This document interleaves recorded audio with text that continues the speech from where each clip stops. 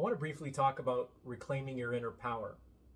Now, one of the really positive and life-changing things that takes place when we operate through direct spiritual experience or the awareness of inner stillness is that we shift from living outside in to inside out.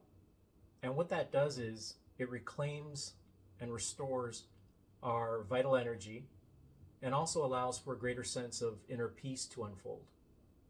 Now, as human beings, we've been conditioned to react.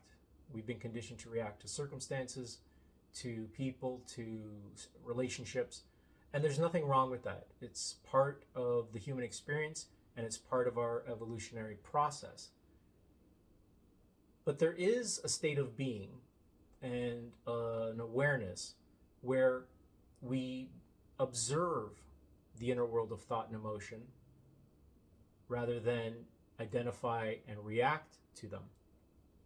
And what that does is when we decide to observe the inner world of thought and emotion rather than react, we begin to create space. We begin to take away some of the seriousness of what we're experiencing.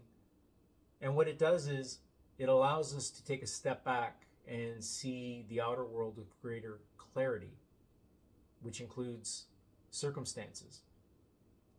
So, for example, if you're experiencing something that is no longer in alignment with you, instead of fueling it and perpetuating it in your mind through reaction, you can take away that energy from it, withdraw your vital energy from it by deciding to observe what is, and then decide what you want to experience next.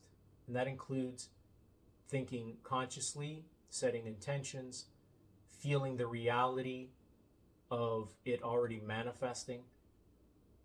So that's the difference. That's what happens when you operate from the inside out.